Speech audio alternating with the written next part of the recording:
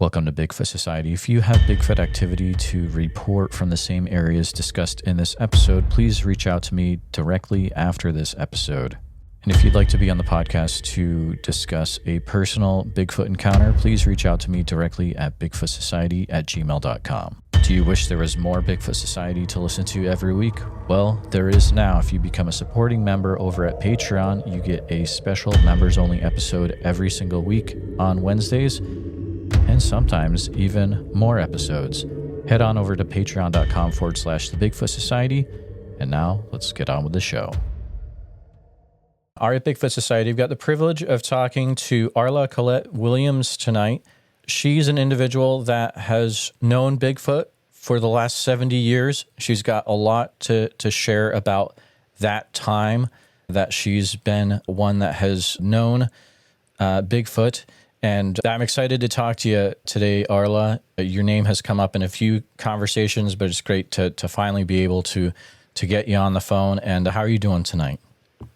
I'm doing good. I love to talk about my life. And, I came into this several years ago. I got dropped down into the research community, and I just started sharing. I'm not a researcher at all. I don't research. I've, known them for almost all my life. So I don't research. I do document, some things, but I don't need to research to prove anything. And actually, I'm not about proving anything anyway. I just share my experiences. Oh, that's awesome. And you're from the great state of Oklahoma, correct? I am. Okay, very cool. Very cool. I bet you that lends itself to some really interesting interactions down there. But Arla, how far back do we want to go? Do we want to go all the way back to the beginning of when you think you had your first interaction? You said it's maybe a little hard to remember, but your mom has told you about that time period? Yeah. Well, I had my first, what I remember as an experience was I was sick, and I was at my grandmother's, and I was outside sitting on the ground playing in the dirt with sticks and flowers and rocks, and I love to do that. And so I was sitting there playing, and I heard someone walk up, and I thought it was my grandmother. And when I looked up, it wasn't my grandmother. It was what I've come to call a hairy kid, which was a young juvenile male. And he probably, I just have to guess at how far, but I know he wasn't very far from me, maybe 10 or 15 feet, from me. We looked at each other for a little while, and I'm thinking, that's a hairy kid, because that was my only reference that what this was. I knew that, he looked kind of human, but that was in my mind. So after a little while, he turned around and walked back off into the woods. And I jumped up and went in and told my grandmother what I'd seen. And she said, I asked her, I said, what was that, Granny? And she said, what do you think it was? And so she let me think about it for a little while. And then she started to teach me about them, because she knew also and had known her whole life as well. The actual encounter that I was talking about, I was 3, and I was sitting on the bed in my mom and dad's bedroom, and the back window was open, and my dad was taking a bath. Mom was in the closet getting clothes ready for the next day, and she heard me talking to someone. And so she came out of the closet, and she looked at the window, and she screamed for my dad, and she said, Arla's talking to a dirty, hairy man. Well, Mom and I were talking several years ago, and she asked me, she said, Arla, do you remember that time? And she went through the story, and I said, yes, Mom, I do, because I remember, you screaming, and I remember Dad coming out of the bathroom, and he went to the kitchen, and he got a butcher knife and ran out the door. And she looked at me, and she said, do you think that was a Bigfoot? And I said, well, Mom, what do you think? And she said, oh, I saw a Bigfoot. And I said, yes, Mom, I think you did.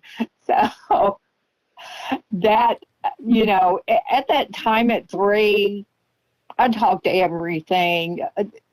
It's just always been what I've done ever since I was little.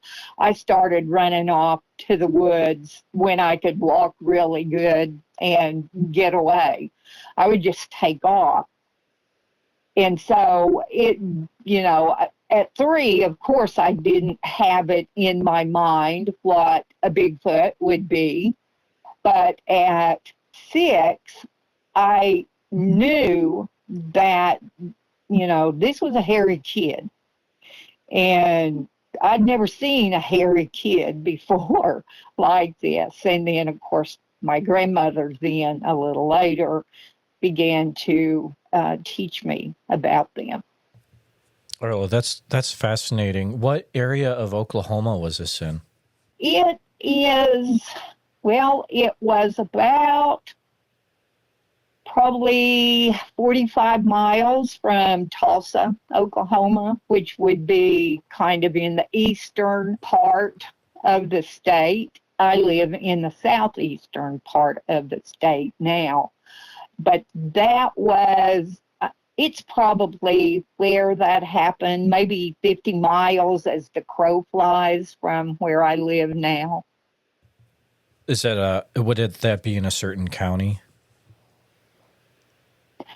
Yeah, it would be in Okmulgee County, actually. Okay. Interesting. I think it's incredibly interesting how your grandmother seems to be really, really familiar with the Bigfoot, but yet your mom, like, that's her introduction to them. Yeah. Well, my mom was afraid of everything when she was little. She just, as to whether my grandmother would have ever taught me about them, like she did, if I hadn't had that encounter, I don't know if she would or not. After that, of course, it opened my whole world to them. One of the things we didn't do when I was young and growing up and for many years, we didn't talk about them in public. Or, we might have friends or something that we would talk with, but we just didn't talk about them at all. Why do you think that was that they weren't talked about? Well, I'm sure there were probably a lot of reasons. Part of that being people would think you're crazy, but it was more than that. You had a lot of people that you just didn't talk about it. They were special, and not everybody saw them. And so, it's only been probably, I would say, in the last 10 years, maybe 15, this whole topic has exploded. And before that, you just didn't hear much about it other than maybe in a magazine or, whatever. Of course, the Patterson-Gimlin film, that was in 1967. it opened up, talk about it, but we still didn't, talk openly about it. You mentioned that your grandmother taught you a lot of things regarding this topic. Do you remember any things that she taught you that really stand out in your mind after all these years? Everything she taught me was important. One of the things that she said is they are our neighbors. And as our neighbors, we are to be respectful. And, she'd say, sometimes you see your neighbors and sometimes you don't.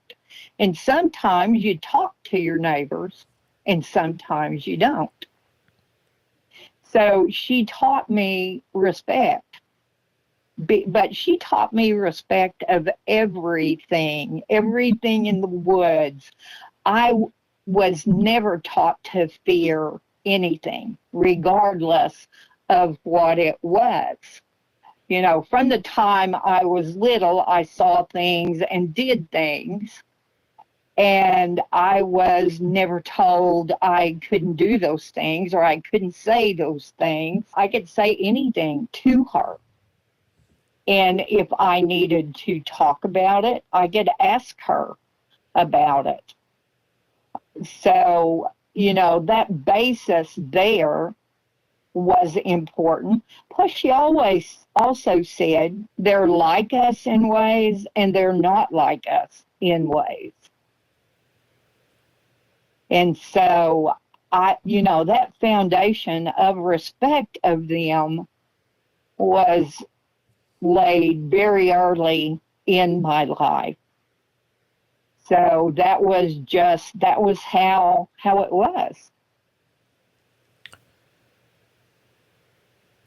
After the interaction at age 6, did you regularly have interactions after that, or was there a period of time where maybe a few years and then you had something happen again? Well, they were always around, whether or not there was any kind of interaction. It just happened when it happened. And I didn't go out to find them. In other words, I didn't set out and say, okay, I'm going to go out and find them, because I was taught that was disrespectful as well. But I was in the woods all the time, so if they were around, I may know that they were around and I may not. It goes back to that they're our neighbors, and your neighbors. If you have neighbors and they're busy doing something, you're not going to go bother your neighbors. It's just, how I was taught. Now, through the years, I did see them from time to time.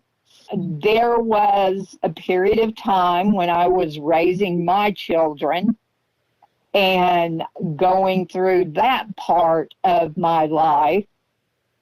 I would see them from time to time. We hiked a lot with the kids and camped a lot and did those kinds of things. Now, I never taught my children when they were young about them, because there was no reason for me to do that.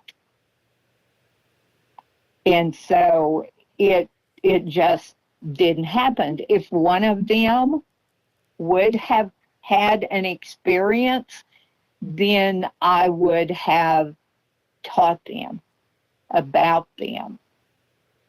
But it wasn't necessary at that time for me to do that at all. A question I usually ask people that I talk to: what do you feel that the Bigfoot actually is? Well, they were here before we were. And they came here from someplace else. And so they are flesh and blood.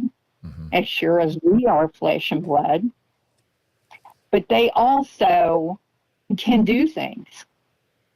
You know, people talk all the time about now you see them and now you don't. How did that happen? You know, so they have those abilities.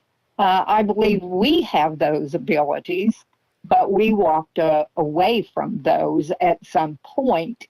Many people still hold those abilities. I've seen elders do things that a lot of people say can't be done.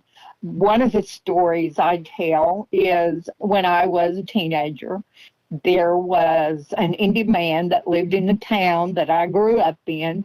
He never had a car, and he lived way out in the country. So he always walked. You'd see him walking downtown, and if he was going home, he would be walking down towards the end of town and go out in the country. Well, one day after school, some kids and I were dragging Maine, and he was down at the end and was turning to go towards his home. And I said to the kids, I said, I'm going to stop and pick him up. And they started, no, he's got medicine. You can't do that. No. And what that meant was that there were things he did that they didn't consider something that they wanted to be a part of. And actually, they were definitely afraid. But I said, okay, but I drove past him and went on the road out to his house. And that old road, you had to drive in the middle of it. I mean, this was a long time ago. And it was several miles out to where he lived. I drove in the middle of the road all the way out there. No car passed me from behind. No car met me. And we drove all the way out. When we got to his house, he was walking up on the porch. Now, how did he do that? He remembered how to do those things. One of our grandmothers of the International Council of 13 Indigenous Grandmothers, who are grandmothers from around the world, who have made a difference. We were at a gathering, and there was a very, very bad storm coming, and it was headed right towards us. And she walked out, and she put her hands up, and she said some things. We weren't close enough to hear her. But when she put her hands up, that cloud moved. And there were several of us saw that cloud move and change its direction. Now, how did she do that? She remembered the connection. So, you know, people nowadays, you hear of all kinds of things that people are doing that so many have said, you know, you can't do those things, but you can do them if you remember the connection. So you saw that individual have that connection with the cloud in person? Yes, I did. I wasn't the only one there either. Do you have Native American heritage? I have Cherokee blood. Okay. My grandmother told me from the time I was little enough to understand that I carried Cherokee blood, but I carry a lot of other blood as well. And what she told me was, if I dishonor any blood, then I've dishonored all the blood that I carry. I don't have a CDIB, so I'm not a registered tribal member, and I wasn't taught by her in the Cherokee way. I was taught by her own experiences. I have a photo. Several people have seen it. It's of my grandmother. She couldn't remember exactly what year it was. She was giving me some photos probably a couple of years before she died, and we were looking through them, and there was this one photo that she was all stretched out walking, and it's the Bigfoot walk. And I think we figure it's somewhere early 50s. I don't know for sure. But I said, Gran, what were you doing? And she said, I was doing the walk. And that's what that picture is of her demonstrating how the Bigfoot walked. And she has this grin on her face. So, and my grandfather, I think she said, took that photo. So it wasn't a photo I ever saw in my whole life. And I was always going through her photos. And when some of us kids would get together, we'd get the picture box out and go through all the old photos. But I never saw it until that couple of years before she passed, when she was giving me some photos. So I don't know where she had it. I didn't ask her. I didn't think to ask her, where she had that. But So when you say that she's doing the Bigfoot walk in the photo, can you kind of describe what she was doing? Well, she's got that one arm stretched to the front, the other's gone to the back, and her feet are and are a long way apart. You can definitely tell what it is when you look at it. So if that was in the early 50s, the Patterson-Gimlin hadn't even been filmed yet. Jerry Cruz, that whole thing. Right, which was 58, hadn't happened yet. And yet she knew. That's fascinating. You mentioned something where it's almost like people forget their connections to things, and some people still have those connections. And I've talked to a lot of people over the last 5 years and had some really interesting things happen in Oregon. But do you think there's kind of a theory that I have where, I don't know if it's crazy or not, but being in close proximity or being around the same area that these Bigfoot are could help people remember or unlock certain things in there? Do you know what I mean? Does it sound kind of weird or?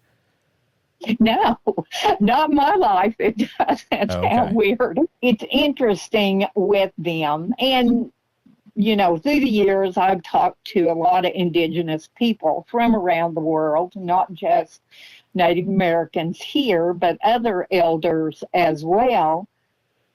And a lot of them have talked about this, our walking away from it. In the case of the 13 indigenous grandmothers, they did many things that I was able to witness, and hundreds of people witnessed, not just me, that, you go, wow, that how did that happen? And it's just amazing that connecting back into those things, and it's as simple as shifting your paradigm. Opening your mind and shift that paradigm, that belief system that you have, and then open your heart. And it's amazing what all comes to you. It's one of the easiest things in the world to have an encounter. And, people tell me all the time, I've been trying for years. And it's like, what are you doing? what are you doing to try to have this encounter? And, I'm going out in the woods and I'm looking and I'm knocking on trees and I'm doing whoops and I'm doing all this stuff. And if that's what you want, and if that's the interaction that you want, that's fine. But if you want to know more, and I don't know how many people through the years that I've talked with who then shifted their paradigm, went at this a totally different way and had an encounter. I was been working with a couple of people, just helping them. I don't tell people what they have to do. We just talk, and I listen to, what they're saying and how they're seeing it. And so they'll begin to grasp that, this is as simple as going in anywhere, whether you're going into the woods or whatever, and you're being very respectful. You've opened that heart, you've shifted your paradigm, and you just be. Go have fun. Don't go thinking, I'm going to go out there and I'm going to see something. Go be in the woods and enjoy yourself and love it and become a part of that. And people all the time have those encounters. It's, I talk to people all the time who've had an encounter. They had been trying for years to have an encounter or to have anything, and it just wasn't happening for them. And when they changed their approach, things began to happen. Maybe in the beginning, all they heard were whoops. Or maybe they heard what sounds like knocking on trees. Maybe they saw a structure that looked strange to them, like it couldn't have been naturally formed. Or they saw footprints. All of these things are part of that beginning understanding for a lot of people. But you take it one step more. You're there. And I always tell people, if you feel uncomfortable, if you feel like you're being watched, or you just have that feeling like maybe I shouldn't be here, that you start talking. Tell them who you are.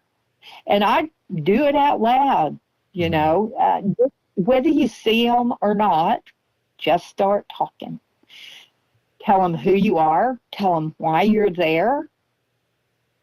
And talking to them like that, whether you see them or not, puts in your mind that this is a being that understands you, and they do understand you.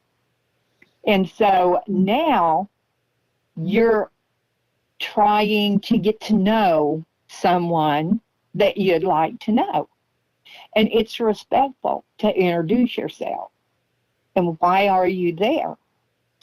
And I also tell them, if you can't get past your fear or your uneasiness at that point, it's very simple. Turn around and just leave. Don't push yourself, because that fear is going to block everything, or you're going to have an encounter that you feel is a fearful encounter.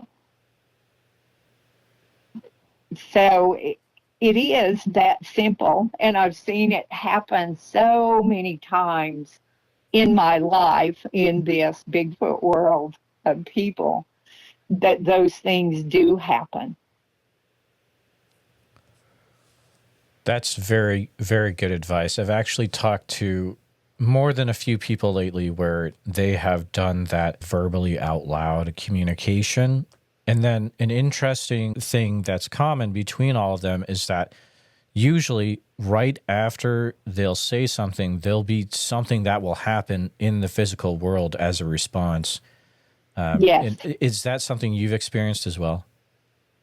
Yeah. And, I tell people too, don't negate something that happens that you're not sure about.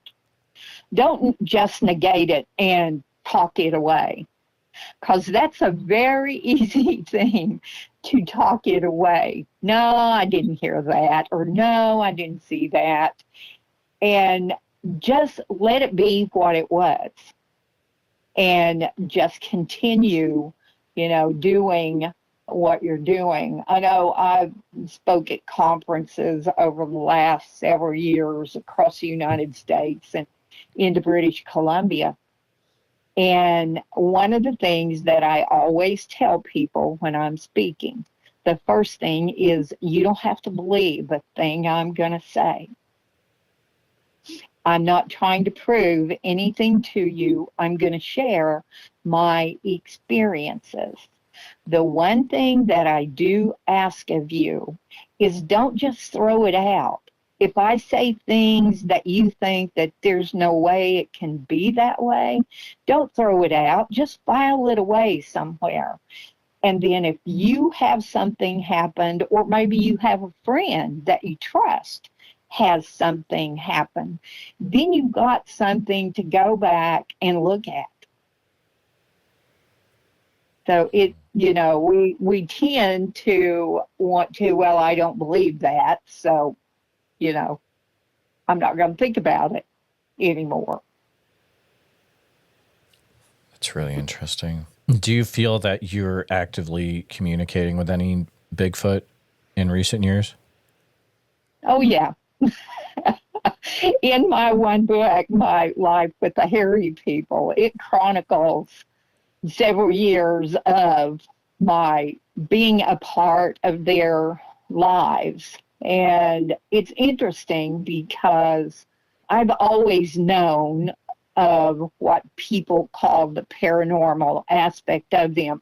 I've always known that about them. That was just part of it, part of my teaching, part of my understandings, and part of my experiences.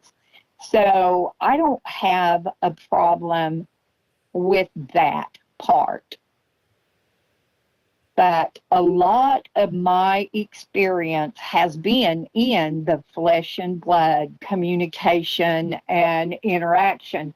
I don't know, I'm sure you probably do know Rick Taylor. Do you know that name? The man that had the experience with seeing the family. I haven't never talked to him, but I have heard of his story, which is really incredible. I'm the Arla he was with. Exactly.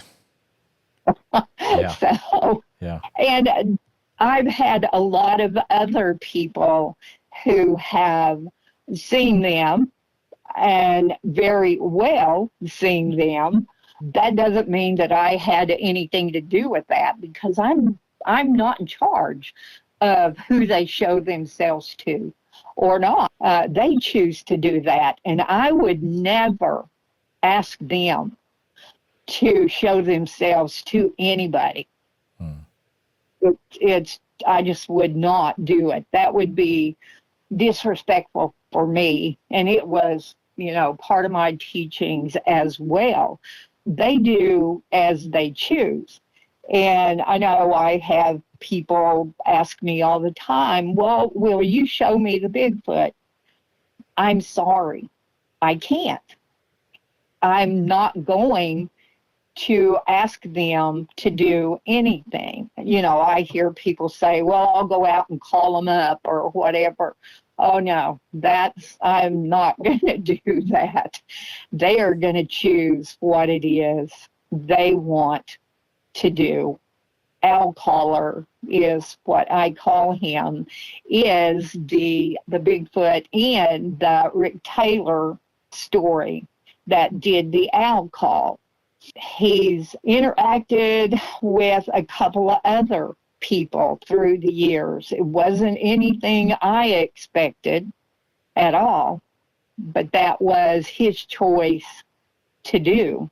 Blue is one of the family. He's a young or an older juvenile male now. I had a friend here who was staying with me. My dog was really sick, and we were sitting outside, and I heard the hairy kids, is what I call them.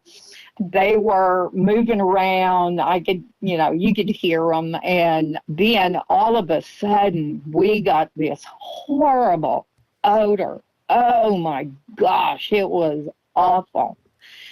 And I looked off out towards where I heard the noise and stuff going on, and there was Blue. And we said, oh, that's awful, awful, stop it. Well, that odor went immediately away. And we'd go back to talking, and then he would do it again. And we were like, stop it, that's horrible. And then he'd stop, and then later on, he would do it again. There's other people who have experienced Blue as well. I have a photo of Blue. There were 5 of us who were just hiking, and we all saw him. And one of the girls said, I'm going to take a picture. And he knew exactly what we were doing. He didn't get up and leave. He just sat there and watched us. There's on the ridge in that area, there are these places where it's kind of a drop off, and you can get back on the downside of that and stick, a big part of your body over that and still, duck down in a hurry, if you want to. So, I'm not the only one that's seen them. Do I see them more than other people? Well, yes. But like I said, I don't go looking for them either. If they're there, they are. And if they're not, well, they aren't. When you are talking to them verbally, do they ever talk back to you in a way that you can hear? I actually have audio. I have one audio that was taken a long time. There was a young male that was around, and he was like a bulldozer when he would come through the woods. He didn't try to be quiet at all. And so one July, it was hot. I went off hiking and got back in the woods and sitting there, and I heard him coming. And I thought, I'm just going to ask him who he is. So out loud, I said, who are you? What's your name? And he said through telepathy, Rujusna. And I said it again, and he said it again, Rujusna. Well, I didn't want to forget that, so I put it on my phone. And in October of the same year, I had been recording, and I'm kicked back in my recliner, got my coffee, and I'm listening to my recorder. And I hear this voice say, Rujusna. And I was like, oh, I know that name. I know that name. And I listened to the video. It's on Facebook that a girlfriend of mine did a video or put it all together for me with that audio and marked where they're talking. And he says, Rujusna. And then after a bit, he says, approach slowly. And if you're thinking about Rujusna, he never went anywhere quietly or slowly. And then there are other things on it. And then at the end of it, he says, we're going. and that's the end of it. Now, prior to Rujusna telling me his name, I was in the woods, spending the night in my tent, and I am laying there, and I hear him walking up. And I just greet them if I'm out, wherever I'm at, in any part of the United States or Canada or wherever. I always just say, hi, guys. And so I heard him, and I just said, hi, guys. And he did the funniest howl that sounded like he was saying hello. And I laughed at him. And there was someone who heard that, and they asked me, could they do that spectroanalysis of it? And I said, I don't care if you want to. And so it came back within that range that people have assigned to Bigfoot on the analysis. You know, the spectroanalysis really didn't matter to me. I knew who did it. So, but it was just interesting to see that and where that was. You know, I've got other videos too and audios of them playing with the coyotes, and you can hear them in the mix. And one of them, Indigo, who is a young male now, who I've interacted with the most, the coyotes are going crazy, and then you can hear them mixed in a little bit, and then you hear this whoop and silence. So, you know, through the years, I audioed a lot. I rarely do that anymore. I just don't. But it's a physical part of my life, but more than that, because that paranormal for me is normal. It's not, you know, just something that people say that this is outside the normal. For me, it's normal. That's absolutely fascinating. I would say for most people that are going out into the field and trying to have some sort of interaction, their goal is probably to be able to prove that Bigfoot is a real creature. It sounds like this is not your probably goal with this at all. What would you say your goal is through all this interaction that you have with Bigfoot? Why I came into this. In 2010, I was introduced to the world of Bigfoot research through some people that I had met. I thought they were teasing me when they said, oh, yeah, there are people out there researching, trying to prove them. And I'm like, why are they doing that? And, you know, it was still like, yeah, you guys are teasing me. There's no Bigfoot research world. Well, I found out very quickly that there was. And I had met someone. They had a podcast. They asked me, would you come on the podcast and talk? Well, all I knew to do was to share my experiences, to tell the truth. And for the most part, at that time, that didn't go over very well, but that was okay, you know. So I came into this to help people, to help those who had an encounter that they didn't understand, that they thought was something evil or whatever. I also gave a lot of people a safe space to talk and to share.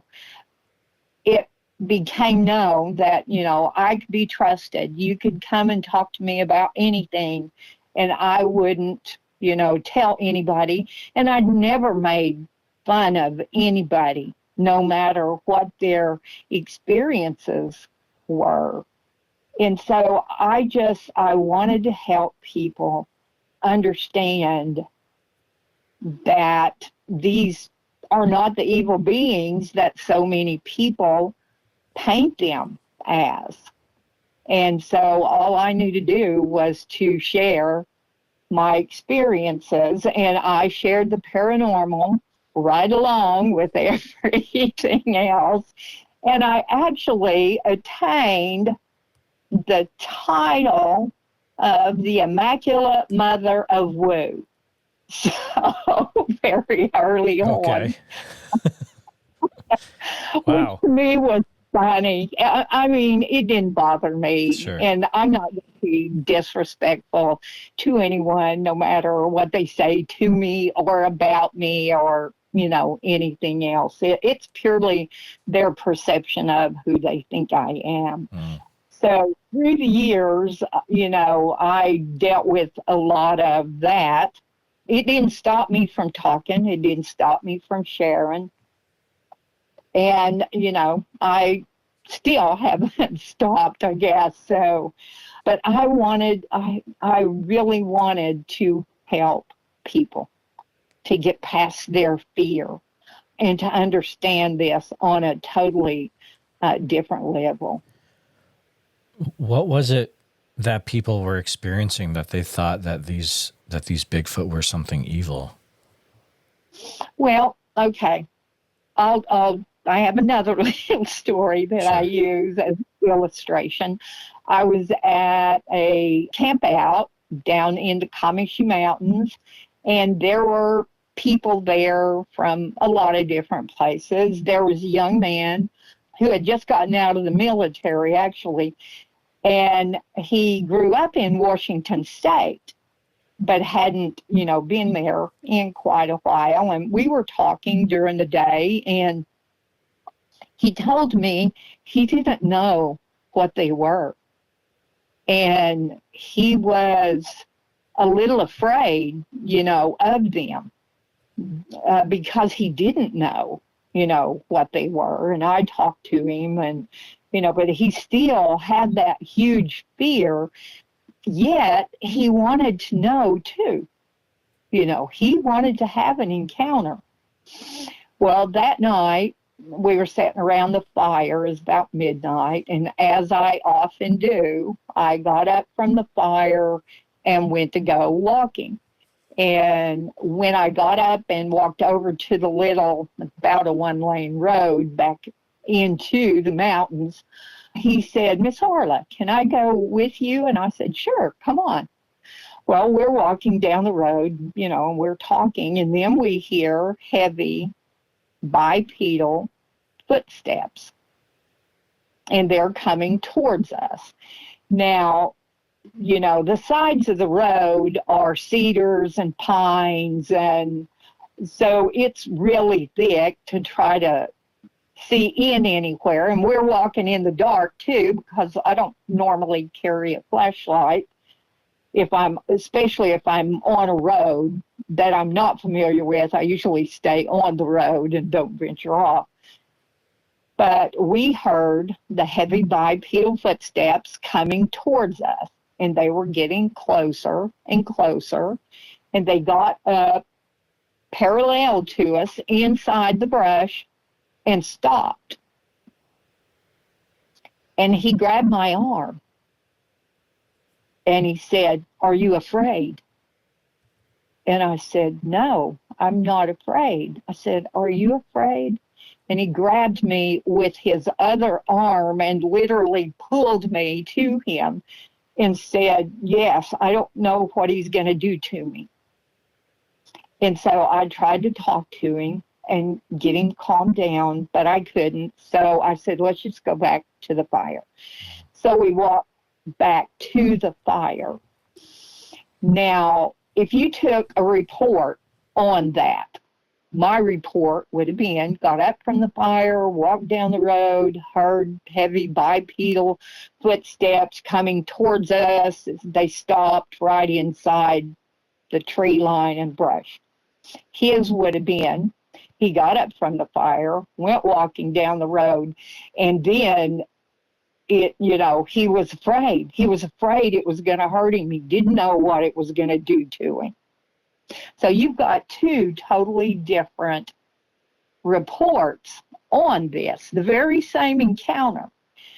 But he had already said during the day he was afraid of them because he didn't know what they were or what they would do.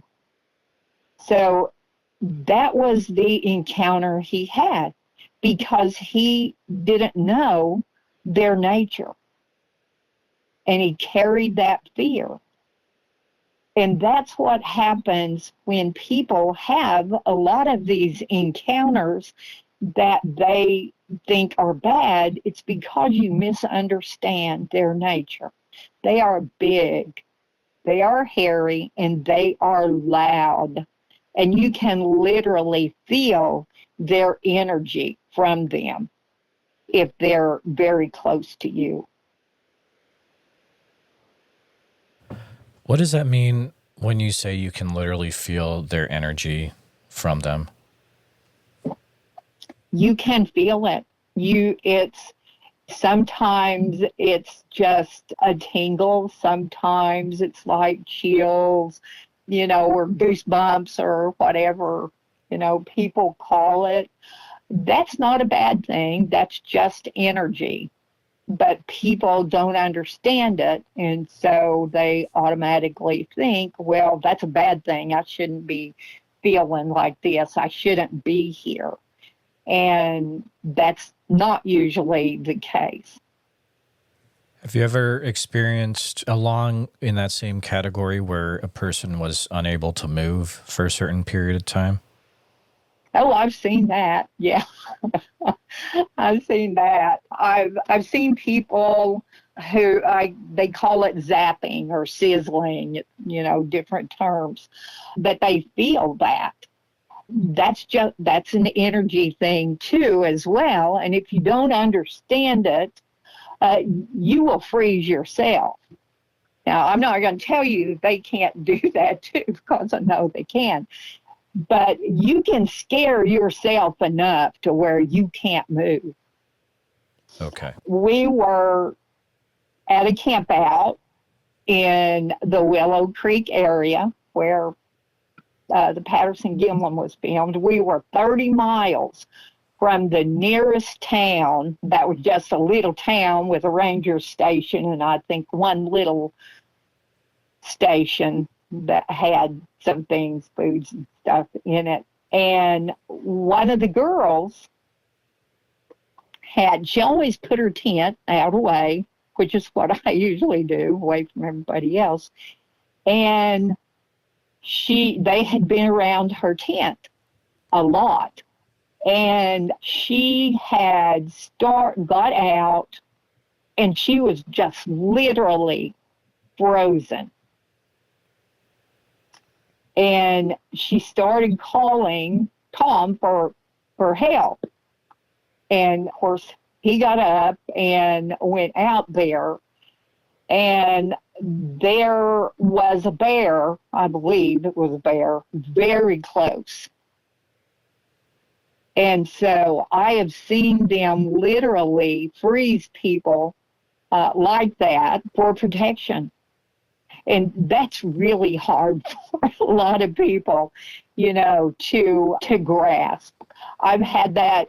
They've never froze me like that, but they have let me know that there was something in the area. Now, I'm not quiet in the woods. I'm not going to scare any of the Bigfoot people off by me talking or singing or whatever. But if there's a bear around or anything else, they're going to hear me long before I ever get very close to them. So I don't really fear anything like that. I'm careful and I'm aware of what's going on around me. I'm responsible for myself. But I know that they do watch out after me. And I've talked to hundreds of people that'll tell you the same thing. That's very interesting to know that background for sure. Have they ever communicated to you to ask you to come to a certain area or location or to do a certain thing? Oh, yeah. Yeah. They will let me know that they're going to be around. And it's funny because years ago, I was sleeping in my tent, and they like for me to sleep in my tent. I mean, a lot of stuff happens when I'm in my tent and has over the years. And one night I'd been told that, we want you to come out to the tent. And it doesn't mean I'm going to walk out there and I'm going to shake their hand and sit down and talk with them. It's not like that at all. It's just that I know they're there and they know I'm there. Well, something happened, and I didn't get to go sleep in my tent because I had to walk quite a ways to get to my tent. And the next morning on my porch was this asterisk symbol. I had one cedar pole, and then I had another that was a tree that I had cut the branches off, leaving enough out where I could prop it up and hang things on it. And then there was, I think, a walking staff that I had that were not together at all, and certainly weren't on my porch, but they put that into an asterisk, which it's a connection symbol. And they were telling me, basically, you were out there last night. And so when I finally did go, I walked back to the tent that day, and there was an old blue tarp under my tent. They had pulled a strand of that tarp out, a long strand, and they had put an X, which they have used that with me for friendship, thank you, family, that type of thing. And how they use it depends on context of the situation. But they had decorated that X with that long piece of tarp. They had wove it all around that X, and it was so pretty. I just started laughing when I saw it. And so that night, I did go out and spend the night in the tent. And a lot of times, it's no more than just hearing them out there running around or doing things. I have had them come up to the tent and touch me. I had a young one not long ago come up. I sleep on a cot in my tent, and I sleep with it open. It opens on four sides, and that's how I sleep. And my feet were by the door, and I felt this finger push or touch the tip of my big toe and then put pressure on it. And I was just laying there with my eyes closed, just being quiet. And when I felt it, I opened my eyes and I looked up, and all I could see was two shadowy figures that had figured out that I was awake, and they turned around and scooted off. So, it's not like I'm going down there and we're all sitting in a circle or whatever. They're doing whatever it is they do, and I'm staying in my tent in the woods, which I absolutely love and do a big part of the year. Wow, and no fear at all during that time, it sounds like. No, well, I've never had a fear of them. I was never taught to be afraid of them. I was taught to be respectful. I don't have fear of anything. I've seen Dogman before, and I wasn't afraid. So I just don't have that fear. And, my grandmother, I wasn't taught to fear anything. She always told me, talk to something that you don't know what it is. Find out what it is, but I was that little girl who was in her bed at night and she heard something under her bed. Well, she didn't cover her head up. She leaned over her bed and looked under her bed to see what was making the noise. So I didn't have fear, and I've told people for years, if you have a problem and you're afraid, I don't have a problem with going and being there and seeing, what's going on, because I don't have a fear. I'd love to go to Skinwalker Ranch. That'd be really awesome. But I've seen a lot of things too. So, it's just one of those things. I'd like to go there. It's such a really cool way to look at things. I really appreciate how you're laying everything out. Let's say there's a listener and they're like, yeah, I kind of want to just go to an area and kind of try this out maybe a little differently than I've done before, where I'm knocking on trees and making howls and stuff. And it sounds kind of similar to how I've talked to Tom Cantrell about things before too. If you were to break it down very simply of what a person would do to try to put themselves into a situation where they can connect with them, is that something that you've ever tried to do, where you break it down very simply? Oh, I've worked with people for years, helping them get past their fear. And I've been working with one particular person now for about a month. They are past that knocking and whooping and all of that. They want more. They don't want to stop there. They want more. And so, I would tell them, go to an area. I mean, if you want to look up on the web and find out where all of the sightings are or whatever, do that.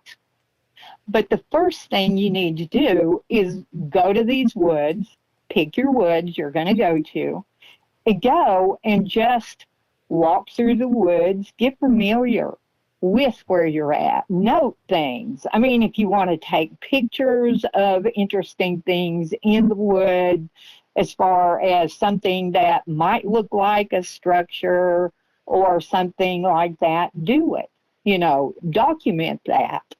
And then just be open to whatever. Be in a respectful way. And just go with your heart open and let happen what happens. But the number one thing is just go and enjoy being there. And then go back again. Know your woods. That way you know when things are different. Maybe you just have a feeling, well, this doesn't feel like it did the other day. Or you see something you took a picture of and you go, whoa, wait a minute, that's changed. And you look at it.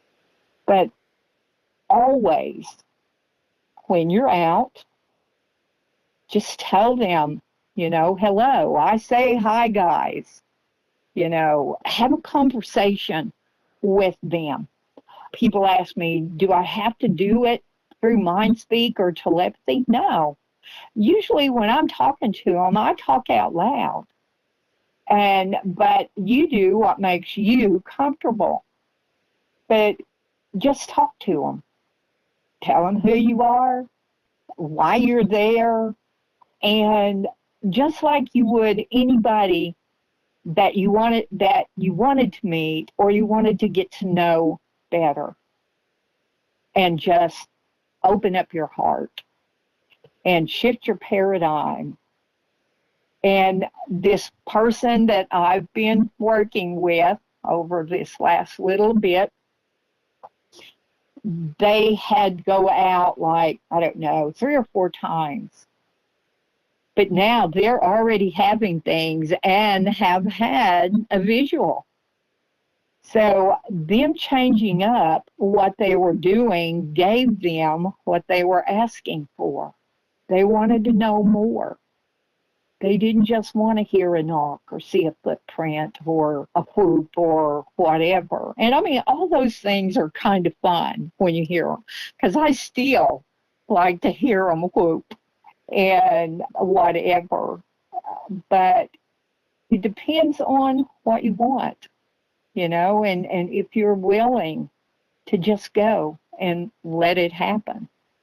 I'd say that is great advice. And Arla, thank you for coming on the show tonight and for sharing some things from your heart about what you've experienced through your life so far.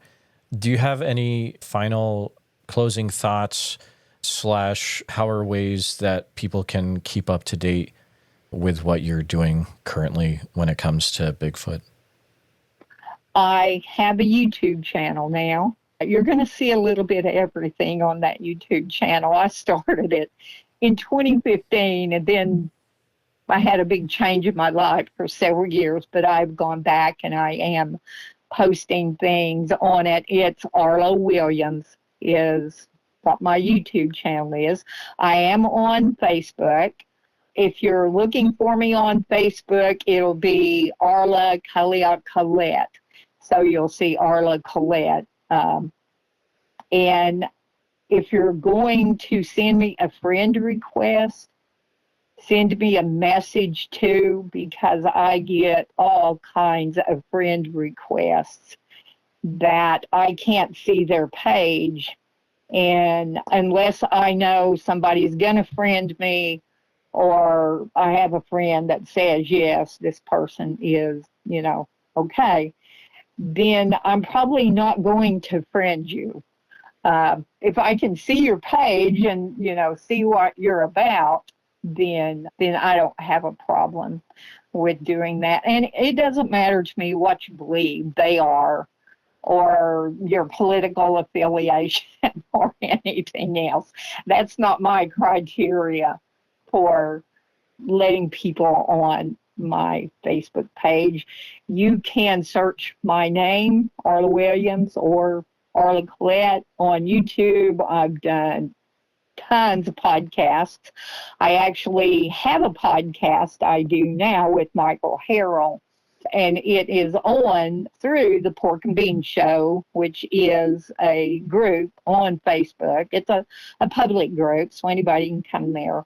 But then we do them live every other Thursday, and then they go on Michael Harrell's YouTube channel.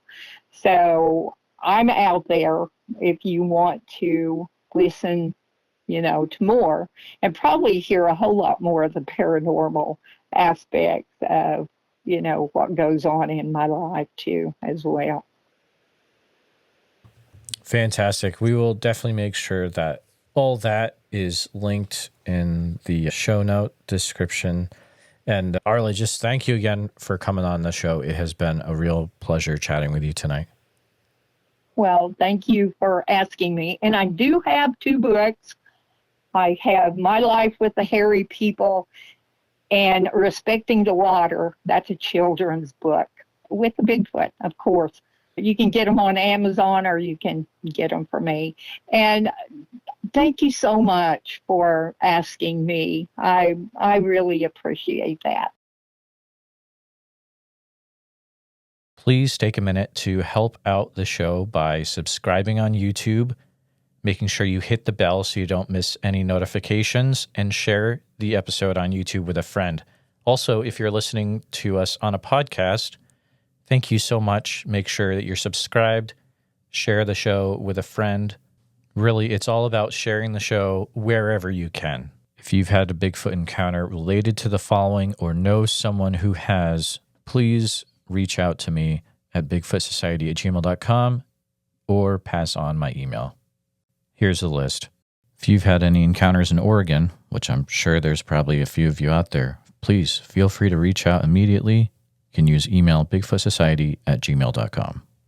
A special thank you to all the Bigfoot Society Patreon and YouTube channel members. It's your support that helps keep the show going, and I extremely appreciate it. If you want to join in the fun, you can join over at patreon.com/the Bigfoot Society. I'll see you there. And again, thanks for listening.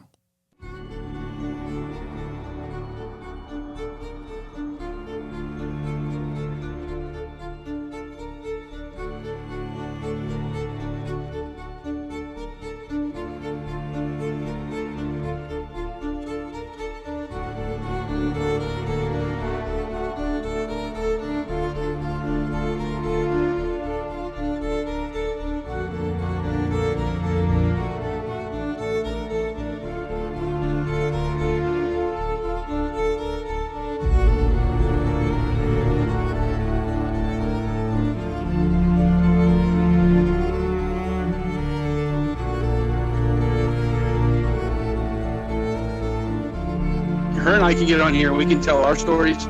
Maybe there's somebody else out there listening that's too afraid to tell their story. Maybe this will give them the courage to come out and not feel so bad about it.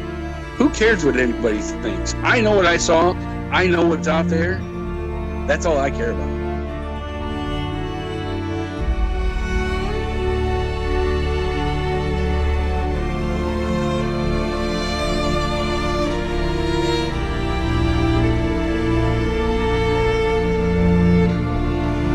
Let people know. Please let them know. If you ever see one of these things, you need to tell. Because if you don't, then shame on you. You know? Shame on you.